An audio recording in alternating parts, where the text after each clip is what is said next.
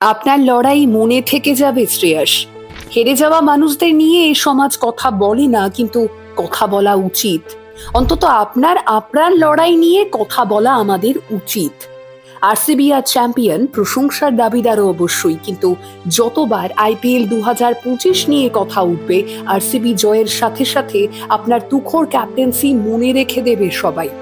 মাত্র 6 রানের ব্যবধানে হেরেছে পাঞ্জাব, কিন্তু গোটা ভারতের কাছে আপনি প্রমাণ করে দিয়েছেন পাঞ্জাব কোনো হেলা ফেলা করার মতো টিম নয়।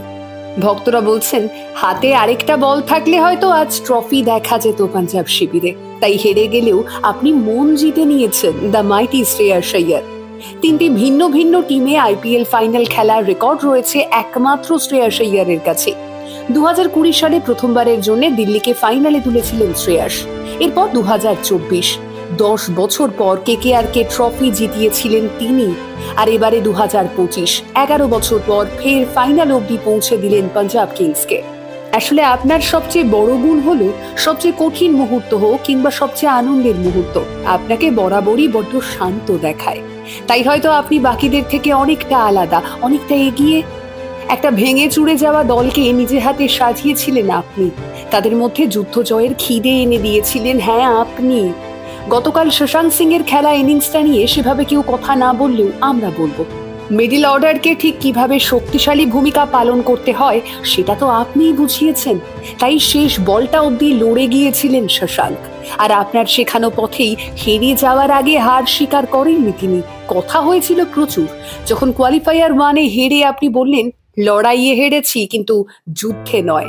আর গতকাল হারলেও আপনার মুখে শোনা গেল কাজ এখনো শেষ হয়নি, পরের বছর ট্রফি জিততে হবে। হ্যাঁ, এটাই তো আসল স্পোর্টসম্যান স্পিরিট। ব্যর্থতাকে ধরে বসে থাকতে নেই, নতুন উদ্যমে লড়ার জন্য প্রস্তুত হতে হয়। আসলে রোহিত, কোহলি, ম্যাজিকের ভিড়ে শ্রেয়াস আইয়ার হলেন আড়ালে থাকা এক নক্ষত্র।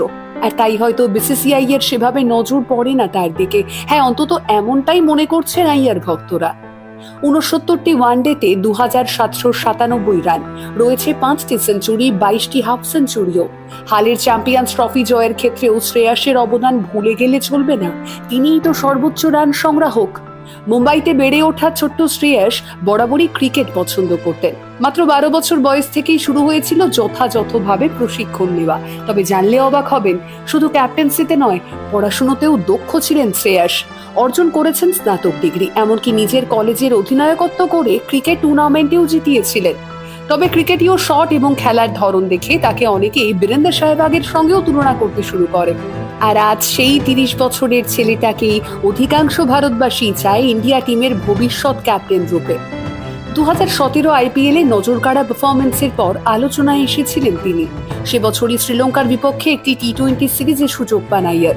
এর পরের বছরের শেষে শ্রীলঙ্কার বিপরীতেই তার ওয়ানডে অভিষেকও ঘটে। 2021 সালে ঘটে টেস্ট ক্রিকেটের অভিষেক। আর তারপর থেকে আইয়ারের জীবনে শুধুই উত্থান দেখেছে ভারতবাসী।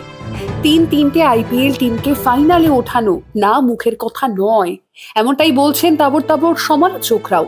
সম্প্রতি বিসিসিআই কন্ট্রাক্ট ফিরে পেয়েছেন তিনি, ফের খেলবেন ভারতের হয়ে। তবে অধিকাংশ ভারতবাসী রোহিতের পর আপনাকেই অধিনায়ক রূপে দেখতে চায় শ্রেয়াস। আপনি ভালো থাকুন, এভাবেই শক্ত থাকুন, লড়াইটা জারি রাখুন। আর মনে রাখবেন, 2025 আইপিএলে আপনার অবদান চিরস্মরণীয় হয়েই থেকে যাবে ভারতবাসীর মনে, ক্রিকেট প্রেমীদের হৃদয়ে, বলা ভালো ক্রিকেটের ইতিহাসে।